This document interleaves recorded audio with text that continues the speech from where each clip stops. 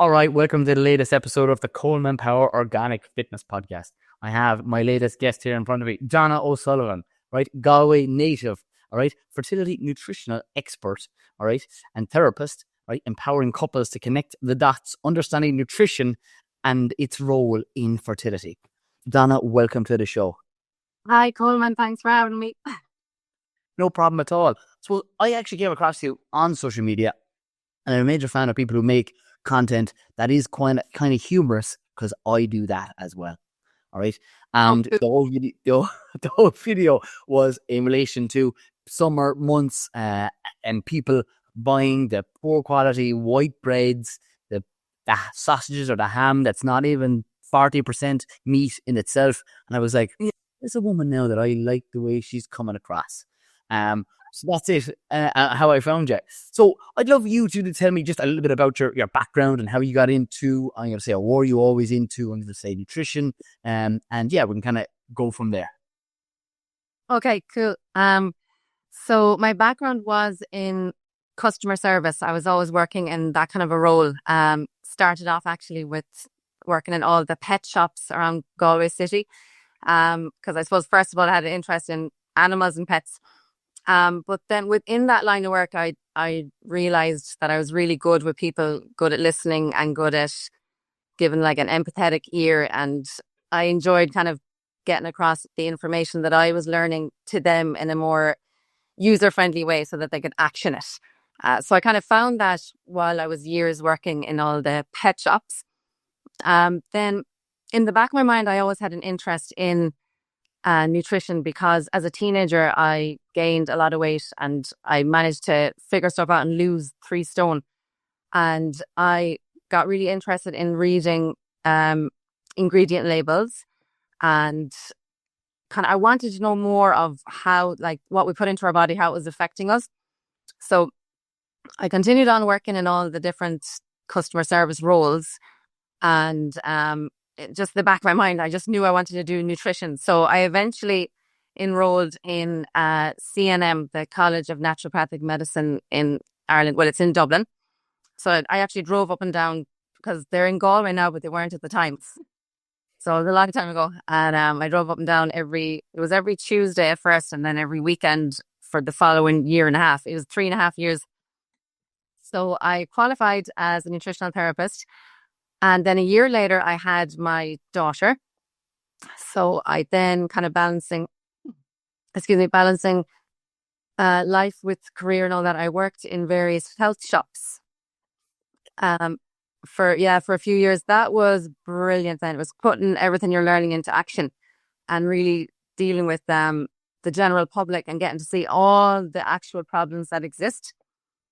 So then I was kind of waiting for, like, what would I like to specialize in, because most nutritionists, well, actually I don't know if it's most, but some of them do the whole thing. They just want to stay as a general nutritionist. And I was taking a few clients and I wanted something more. So there was a moment on the shop floor once I helped a young couple get pregnant, and they were coming in and out, like, talking to me over like the space of, I'd say it was a couple of months.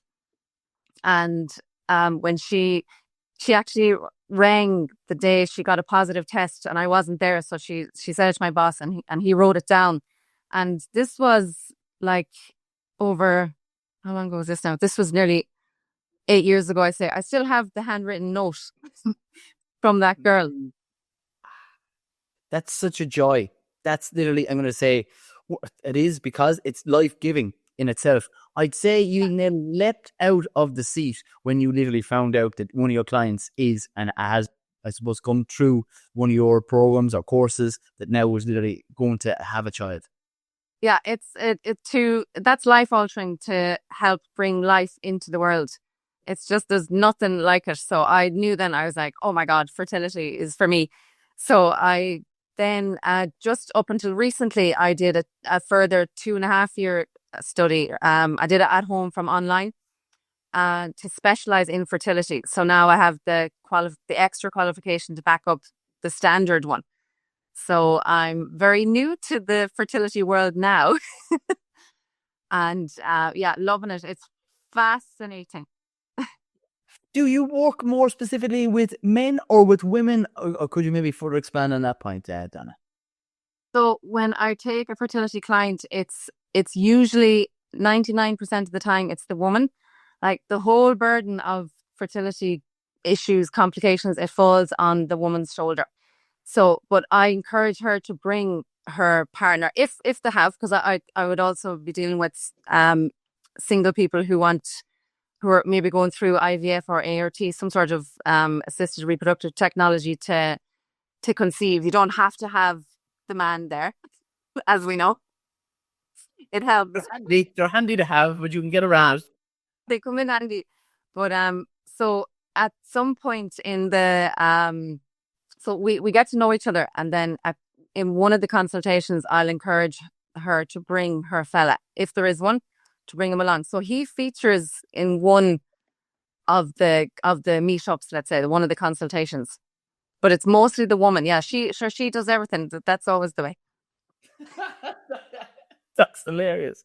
Yeah, it does. The point is, right, with the likes of your clients in itself, are there any, I suppose, specifically or questions or routines with the likes of foods that you typically go through with them in itself? And I know going through, so you're doing a bit of homework here, whether it's, I'm going to say, an apple cider vinegar, or it might be, I'm going to say, real butter or high protein foods or anything to balance hormones, whether it's a supplement. What are the kind of the protocols that you typically would go through? So, or like, what kind of a protocol would I give them? Yeah, okay. I know this. That's quite. I'm looking for a specific answer, but you go as trended as you can. So, yeah, what foods would you, I'm gonna say, go through for a client that just after coming into you? Okay. Number one is protein and the quality of protein. Now, yeah, this could ruffle some feathers, but it has to, like, you can have plant protein as well, but there has to be animal protein. That's just, there are too many essential amino acids that are not found in plant sources.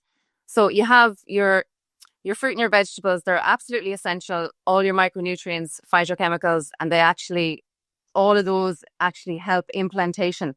So it is vital to have your fruit and vegetables, but animal proteins, especially for a man, just like the production of sperm, it requires specific amino acids.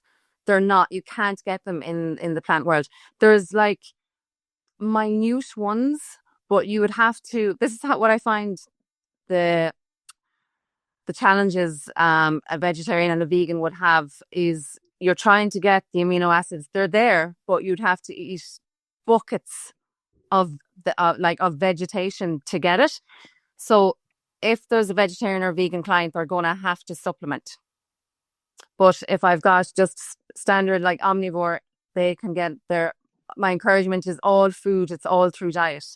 So yeah, number one is protein, and it has to focus, I'd say, on animal protein. And you can have your other sources then. Then fats.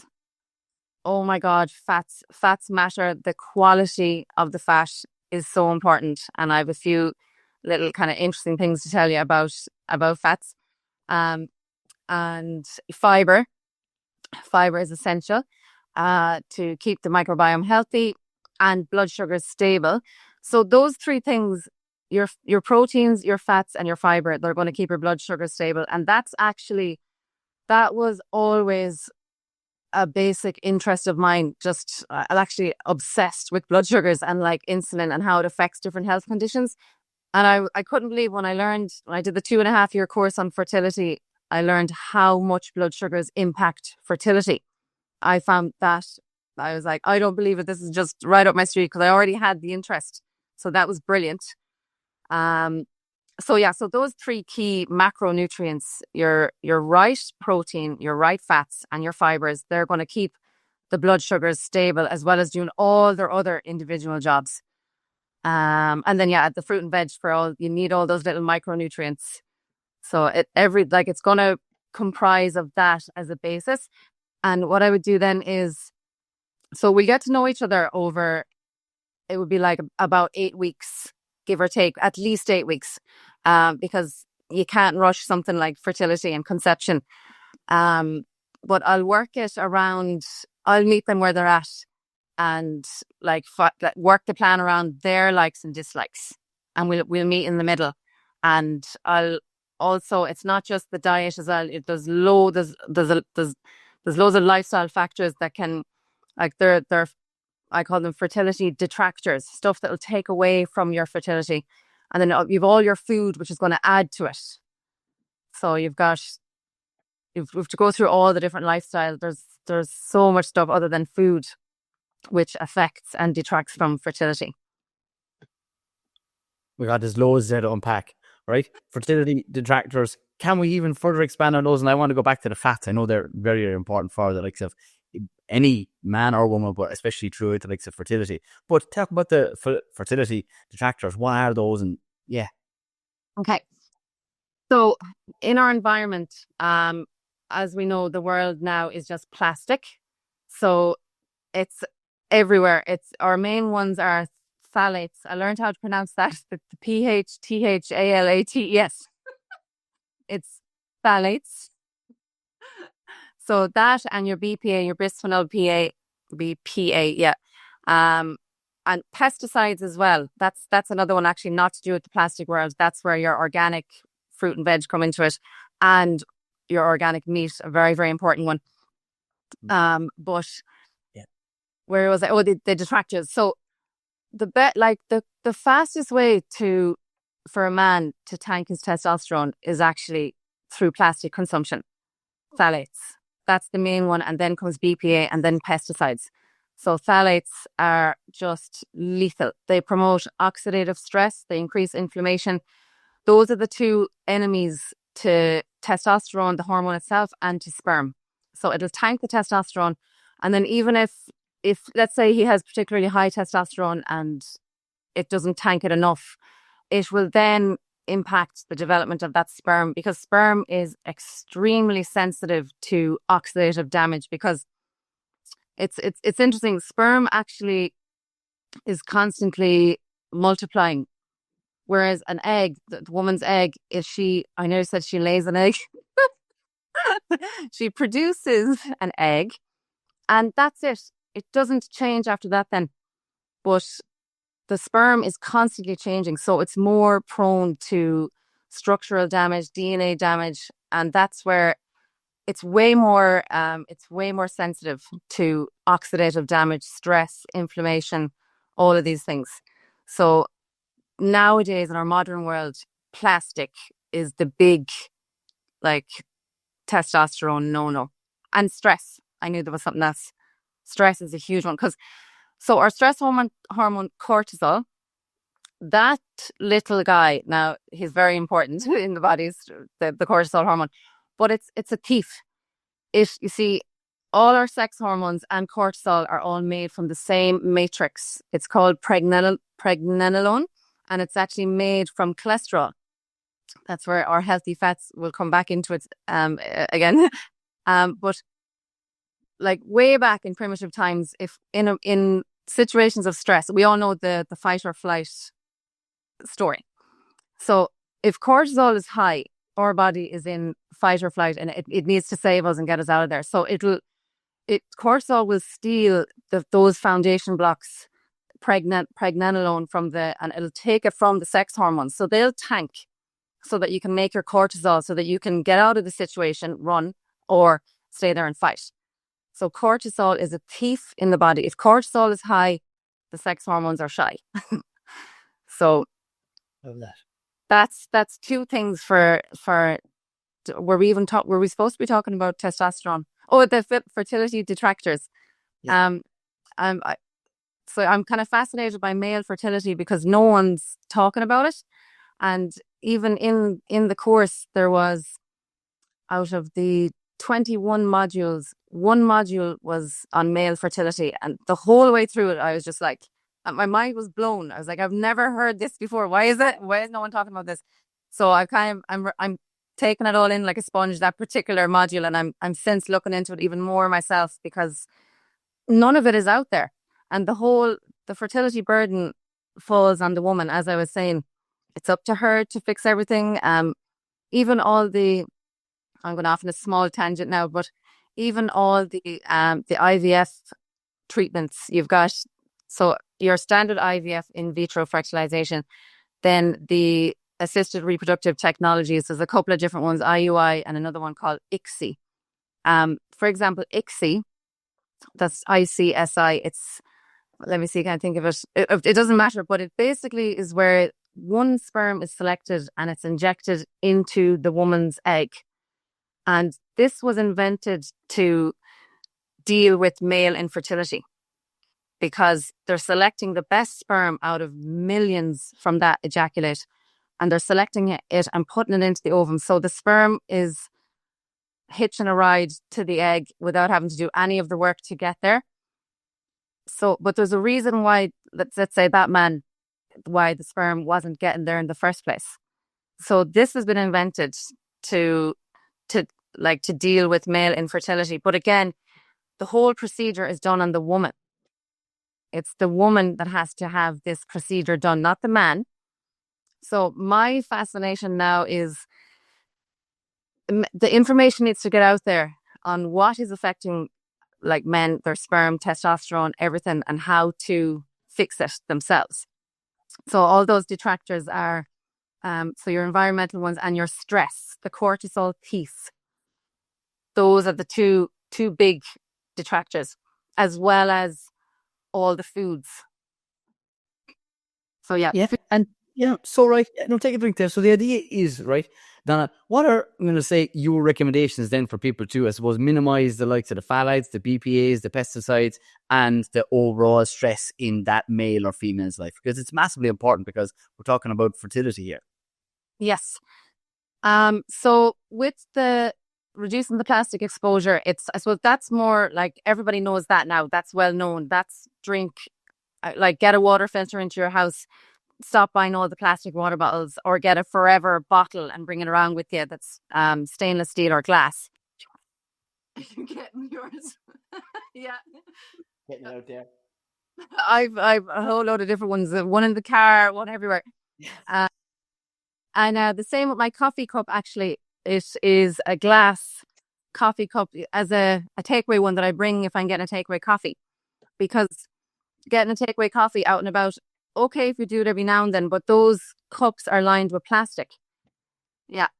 The amount of people that drink them, if you're listening to this now, that people are drinking out of those plastic cups, it's lined with plastic. You're adding hot water and then either tea or coffee to it. We're drinking that, and that's going down literally straight down into your gut, which literally affects absolutely every cell in our body.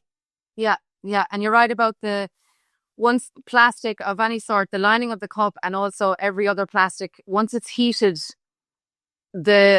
all those chemicals in the plastic are released like 100 times more than if it wasn't heated. So the more contact that drink has with that, the more that's being released. And so yeah, that's like what we're drinking out of. Other exposures to plastic, I suppose, packaging. Again, with our modern world, we're eating a lot of convenience food, and it all comes in plastic packaging. Again, if you do have to buy it all in plastic packaging, once you get home, take it out of it, especially foods that are fatty. Like I get freaked out when I see ham and cheese slices in plastic, because fat will also absorb the phthalates and the BPAs from the wrappers more than anything else will. So fats will absorb more so. So take the stuff out when you get home. What other plastic exposure? Yeah, well, see, this I suppose is trying to get back to either your as close as you possibly can to where the food comes from. So if we grow our own vegetables, we'll be on a winner. I'm throwing in that shameless plug, throwing it in there. Grow your own. That's the best thing you possibly ever do. After that, there's zero plastic there. You go from sowing the seed to literally the transplant to harvesting it and eating it straight, whether it's a carrot or bringing in the potato that hasn't been wrapped in plastic, brought into your kitchen and boil it and eat the skin, because there's the fibre as well that Donna was talking about. So winning on all fronts there. Then fish is probably another one that's really important, because it's going to have that proteins that you talked about. It's going to have the likes of your fats. But if you can go straight to the fishmonger, which happens to come to exactly my village in Kilmeaden, on Wednesday, right? And you can put it straight into the glass container. So it doesn't even have to touch the plastic or sit in the plastic. But even if it doesn't, right, we're going for the fishmonger and it's not sitting a week in that plastic, which is vacuum packed in the discount stores. And as a result of that, you're reducing down the amount of BPAs and phthalates in your diet that has going to affect on your fertility. Straight away. Yeah. Brilliant. Yeah. So we're coming to the conclusions together. I absolutely love it. Now I want to go back to, I suppose, Donna, the likes of those fats that are literally essential for the body. And let's go touch on that point. Yeah. Now this affects everyone. And so it would affect male and female, their hormones, body in general and everything. But again, with men, trans fats. So I'm going to tell you the name of one that's sneaky. And let me see if I can think of it now without looking at anything. Yeah. Mono and diglycerides of fatty acids, also known as E471. I'm glancing. Yeah, I got it right. Yeah, I got it. This is an emulsifier that contains trans fats. And the thing about it is the manufacturer can put it in and not state that it is a trans fat. And also they don't have to state how much of it is in there. So that one, mono and diglycerides of fatty acids, it's in everything. It's in like some commercial bread. Now it's not in all bread. Obviously, it's not in the beautiful sourdough, but your Brennan's bread, your slice pans. Look out for that word. It's in wraps. It's in all baked goods. It's in plant-based butter. Like eat real butter. Do not be. Plant-based butter is just a fancy term for margarine. So this stuff is loaded in the trans fats, and that sneaky one that people don't know is a trans fat. And what it does to sperm is the sperm cytoplasm is made up of omega-3 fats. They're actually in there making up the head of the sperm mostly, and in the tail as well. Now, when trans fats get into sperm, they interfere with the conversion of, your omega fats are converted to EPA and DHA. You'll get that directly from fish. That's your active omega-3. So that's actually that's a huge amount of the cytoplasm in the sperm. Trans fats will get in there if the man is consuming them on a regular basis, and it'll block that conversion. So now your sperm is made of trans fats instead of beautiful, healthy omega-3 fats. Two things are going to happen. Number one, the reason for the EPA and DHA and the omegas in the sperm head is it helps the motility, it helps it move, and also helps it fuse with the egg and actually get in there, which is fertilization. So trans fats actually block fertilization. And this will show up as unexplained infertility. Nobody knows why. The man's sperm is classed as normal. And then often the woman is the one that thinks, oh, it must be me. Now, this is a different problem with the World Health Organization. They keep changing their parameters on what is classed as normal sperm. That's a different conversation. But on that, a lot of sperm is, let's say, getting through the system classed as normal, but it's not. They've changed the criteria on it 4 times since 1980. They keep lowering the standard to meet what's happening in people's sperm today.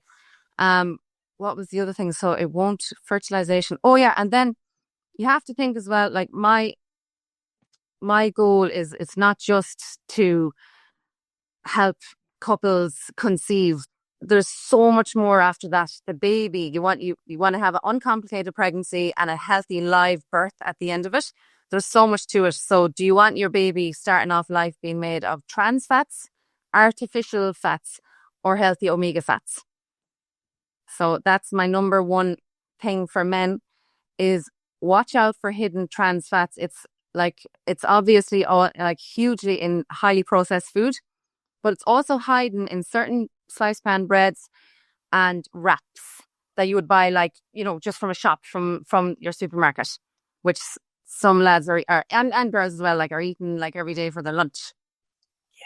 I'm so glad that you mentioned that. So if anyone here is listening to this, please definitely start looking at the backs of labels. That's what I suppose has led Donna into where she is currently now. And even myself in my own nutrition background, that's absolutely key. And I will always love to say the closer you get to a single ingredient, whether it's an egg, which hasn't an ingredients list, it's an egg. Yeah. Or the likes of a potato, that is a potato and nothing else. Or let's say we give any other veg, a kale, a carrot, a parsnip, a Jerusalem artichoke, you name the vegetable or the fruit, that literally has one ingredient in it, or a piece of meat, or I'm going to say a piece of fish. And then from that, you can buy, I'm going to say, processed food items, because there's processed and there's ultra processed. And the idea is the closer you get to a single ingredient, the better it is for your health and your fertility for this matter. Oh, exactly. Yeah. There's another one. Can I mention? Go, fire it away. Keep them coming.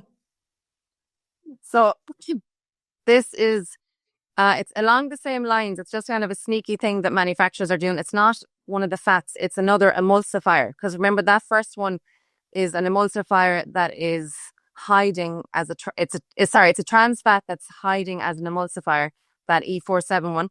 So there's another one, E476. Yeah. Some chocolate manufacturers are putting in, this boils my blood, instead of cocoa butter, because it's a cheaper ingredient and it's an emulsifier, so it'll give the same texture and consistency that beautiful fat cocoa butter would give to chocolate. Am I allowed to name a famous? You can't name absolutely anyone at all. Okay, Cadbury's. Yes. Cadbury's have gone to absolute shite.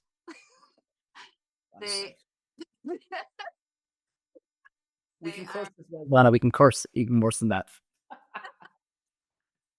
So, the lovely is Sophie.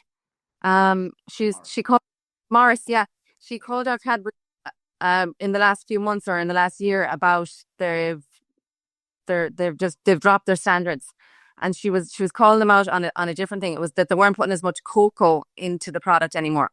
So I've spotted another problem, another thing they're doing, because I'm so into reading labels as I started as a teenager. They're putting this cheap emulsifier in, and so that instead of the cocoa butter. Now, there's some of their chocolate, they put some cocoa butter and some of this emulsifier. But chocolate should be 3 ingredients. It should be cocoa butter, and sugar. That's it. Maybe vanilla. That's your real chocolate. None of these emulsifiers. You should pick up. I encourage, especially lads who love to have this with a cup of tea, the Cadbury's Purple Snack. Oh my God. Just turn that over and read the paragraph of chemicals and emulsifiers that's in there. It's not chocolate. So what that particular emulsifier does, and I don't like that they're putting it in instead of cocoa butter. Like, shame on them. So that messes with your gut microbiome, and it increases inflammation. And then again, to do with men's fertility, the sensitivity of the sperm to all that, like, constant daily attack, the inflammation, the oxidative stress, they don't have a hope. My God, I'm so glad you mentioned that. And right, would there be a brand or a type of, I'm going to say, chocolate that you would recommend above others? Probably more so it's got to be 75 and plus, but do you know of one that you would recommend to clients that you currently have? Because we all, including myself, do and have a bit of chocolate every now and again. Oh, definitely. So it's for what I have it down, it's Lily's. I'm sure it's Lily's. The Irish chocolate Lily's. Yeah. Lily O'Brien. No, I wish I could get it now. I can't picture it. I think it's Lily's. I was on the Lindt for a while. And Green and Blacks, because Green and Blacks is the organic one. And the only thing I don't like about Green and Blacks, I'm always saying to people, I don't like how small the squares are. Absolutely love it. But you can eat more, lads. But we'll say no more. Like, Donna's not fan of the small squares. We'll have to write our strongly worded letter to the likes of Black and Gold about that. But go on. So Green and Blacks, because they're organic, and it's one of the only organic ones. But the other one is that Irish one, Lily's. Now maybe I'm mixing up. I have her dark chocolate discs. It's a pouch. and they're like giant dark chocolate buttons, let's say, discs. So they're lovely. And then I have another bar down there. It's sea salt and dark chocolate. And the reason I have it is because I was in John's reading all the ingredients. And this is exactly that, just those three ingredients plus sea salt. And it's absolutely gorgeous. But it's kind of a recent discovery. So it may or may not be Lily's, but I do have Lily's, the dark chocolate buttons anyway. So yeah, those few plus your green and blacks. And the reason I kind of, it was Lint 85% up until Sophie did a thing on Lint dark chocolate, calling them out for heavy metals being found in the chocolate. So it turned me off Lint then. Good old Sophie. Yeah, great in it. Yeah, but again, we have to do our own research, and we're all getting better at it with more and more information being put out there by the right type of people in itself. Well, Donna, I'd love to even pinpoint you, right? If there was three things, because we talk about loads in this show, what about three things that either males or females, I know there's a high percentage of this podcast are, I'm going to say female, but there's also males, including myself here, that we should do or add into our, I'm going to say, diets or lifestyle for better fertility? What are your top three things? It would nearly probably be a summary of what I've been saying. Well, some of that is what to take out, but watching out for the quality of the fats and the proteins. So you want high quality protein and fats. And so the three things people for fertility: eat your meat, and like that, your meat and your fish. And if you can, get it from like your local butcher or your fishmonger. If you can, you should eat the skin of the fish. It's a fantastic source of an amino acid called glycine, which is fantastic for both male and female fertility. And with your meat as well, people need to calm down with the chicken breasts. Calm it down and eat all the other parts of the animal. The brown meat, fantastic sources of all these other amino acids that you can't get in your lean chicken breast. It's like all the good stuff is in the legs and the wings when we're talking about chicken. The offal, didn't you mention offal? Either liver or kidneys or heart? That is the gold standard of what people should be eating. Absolutely. And I've yet to, as we know, none of us are perfect. I've yet to incorporate that into my own life. And I know about, you can get the desiccated liver and sneak it into minced dishes and all these different things. I'm not doing it yet, but I do totally advise people to do it. Even if you're not able to deal with it, to get it as like, you can get encapsulated liver, take it as a supplement, especially if you're not willing to eat it, because that's how our ancestors did it. And that's where it's like a multivitamin mineral offal. You cannot eat better than that. If you can incorporate that into your diet, go full steam ahead. It's absolutely brilliant for fertility. Love it. Liver, offal, get it in there. Right, number two, what's our second thing we should maybe add into our diet to, I suppose, improve our fertility? And as they say, like to eat the rainbow, like your fruit and your vegetables, a nice variety. Organic is so important, especially if you're eating the skin. You mentioned that a minute ago, because especially if it's not organic, the skin is where the item has been sprayed. So that's containing all the pesticides, the glyphosate. You do not want to be ingesting that. That's a major fertility detractor. So wash and scrub and peel if you're not getting the organic. But it's a pity not to eat the skin, because that contains all the fiber, and also an awful lot of the nutrients are in the skin. You mentioned the potato there a while ago. Like, the vitamin C content of a potato is in the skin as well as the fiber. So it's really nice. Plus, I love eating the skin on the potato. I don't know why people take it off. It never made sense to me. I actually am going to say, like, the best part of it is the skin. You can peel it, right? Let's go with that. Let's go, people are peeling it. Okay. Then you have all the skin peelings. You sprinkle pig Himalayan salt on it, natural electrolytes. You put that into the oven, bish, bash, bash. 10 minutes later, you have delicious, flavored potato skins. And lads, it couldn't be easier to literally put a potato into the ground. You get 10 back. They're in season right now. Red Juki York is my favorite. Get on it. Lovely. My mouth is watering. We've been talking about nothing but foods here. This always happens. I can't Yeah. wait for after this. And what would be the third thing that I could, or anyone else could, inclusive of listening to this podcast, to add into, I'm going to say, our diet or our lifestyle that you would recommend? For fertility. I keep thinking of the things to take out. So you're adding in, you have, your proteins, fats, fibers, kind of mentioned all of them, and your rainbow of fruit and vegetables for all those phytonutrients. Some movement. Can I add in something that's not Yes, of course. Add in anything to you. Yeah, lovely. Movement. Find like the best exercise is the one that you'll do. So it's not, one size fits all. You have to move every day. Oh my God, this is not to do with movement. But fourth one. Donna wants a fourth one for the things that, what's the fourth? Just a top tip. I started doing this. I'm doing it a year now. This is such a tiny piece of advice, but just start getting up earlier. Even if it's 15 minutes, get up earlier and go outside and stand in the garden before you do anything else. Or if it's lashing rain, I just open the sliding door and look out, and do that before you look at your phone. That's going to reset your circadian rhythm, and it's going to keep cortisol, I won't say low, but keep it normal. Cortisol is meant to be high in the morning. But if you look at your phone and drink a cup of coffee first thing in the morning before you look outside at the sky or the sun, you're going to shoot the cortisol up to higher than it should be. So you're starting your day off with high cortisol, and we already learned what that does to our sex hormones and like everything else that high cortisol does to us.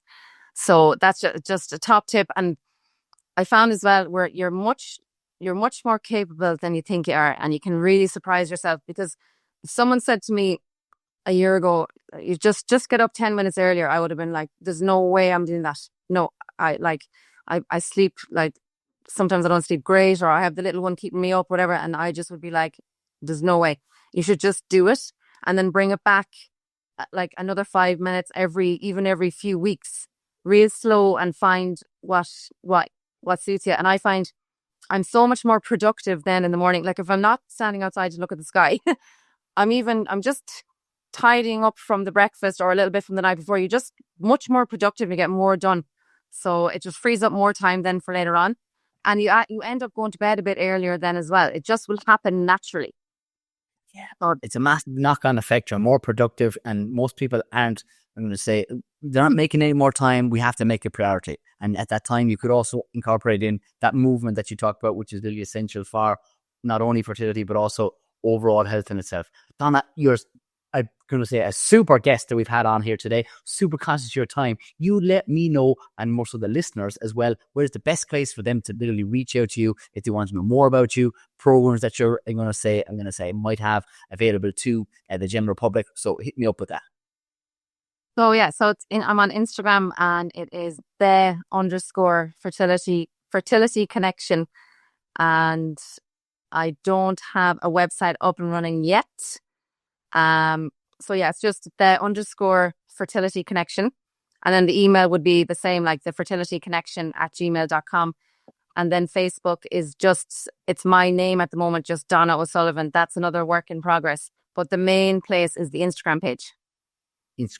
Most certainly that. Website to come, but for the most part, Instagram, we'll put it all underneath the show notes so people can literally just click the link and go directly over to the likes of your page. Donna, I just want to say thanks so much for coming on the likes of this podcast, and I love ending these shows by saying stay tuned, stay classy, and get on that good stuff.